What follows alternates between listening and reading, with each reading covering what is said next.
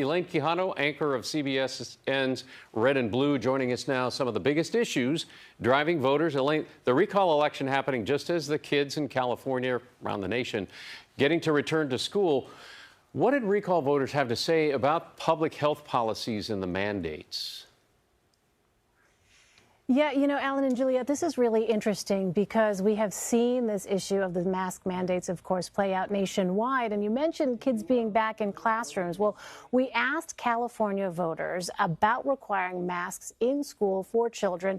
And take a look at what we found here. A clear majority, 69% overall, support requiring masks for kids in schools. 26% oppose. On this question of getting vaccinated, now most voters say that doing so is a public health responsibility. California voters said 63% versus 34% who found this to be a personal choice. But, you know, this data point on kids and requiring masks in schools, just one data point, but, you know, I think we can agree here it is a significant one because we're talking about something as critical as the attitudes about how to protect children, how to keep them safe, how to ensure their well-being as parents are, you know, making these really difficult decisions about what is best for their children as they head back to the classroom. Yeah, and Elaine, you've been doing some reporting on a slice of the electorate that we don't really often hear about. Can you talk about that?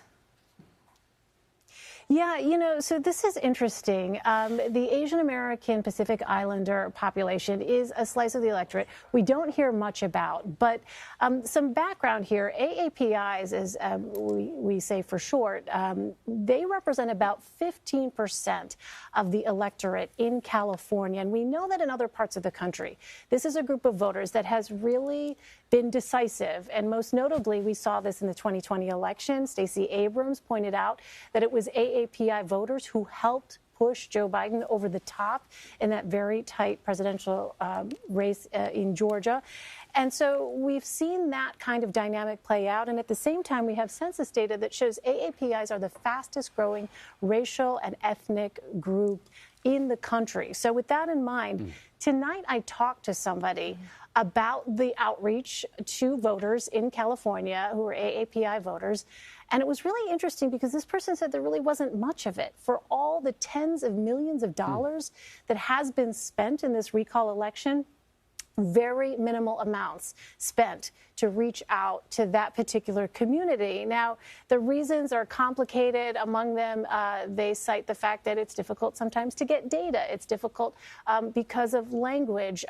But this person pointed out, with events transpiring like we saw in Georgia in 2020, this is a group that really could prove to be decisive. So looking forward here to the midterms, looking forward to the gubernatorial race that's taking place next year in 2022, the takeaway was that this is a group, for this particular person, that this is a group political operatives should not ignore and cannot afford to ignore. And it was remarkable to this person. This is someone who is very involved in get out the vote efforts for the AAPI community. They said, you know, Elaine, I got calls from people in San Francisco saying, I got a ballot. I don't know what to do. What is this all about? No one had contacted them about this. And it was remarkable to this person because they said, you know, it's funny. People come to California to raise money. We went to California to spend money. They made about a six-figure buy, some social media ads to try and, you know, reach very targeted parts of this electorate, but of this constituency. But it was something that in their minds, they felt, look, there's a clock ticking here. If by December we don't start to see some sort of wholesale outreach to this community, that is going to be very much a missed opportunity here. And if we're talking about stakes as high as, you know, the governor's office, stakes as high as who controls Congress, they feel this is a group that no, you know, party, Republicans or Democrats, they cannot afford to ignore this community. In their words, they're really going to be watching closely to see what those takeaways are. Absolutely. I was going to say, if there was any major takeaway out of this, if the Democrats are looking at this, it would be outreach, outreach, outreach for both sides. And that's something that they definitely need to pay attention to the next go-around, the next election. Yeah, absolutely. And as I said, because, you know, the governor's race, we're talking about control of Congress. People in the Beltway were watching, obviously, this recall election because of its national implications as well, right? So there's a lot wrapped into this dynamic. And again, from this person's perspective, it's something that they've already proven in other parts of the country has been a critical part in deciding elections.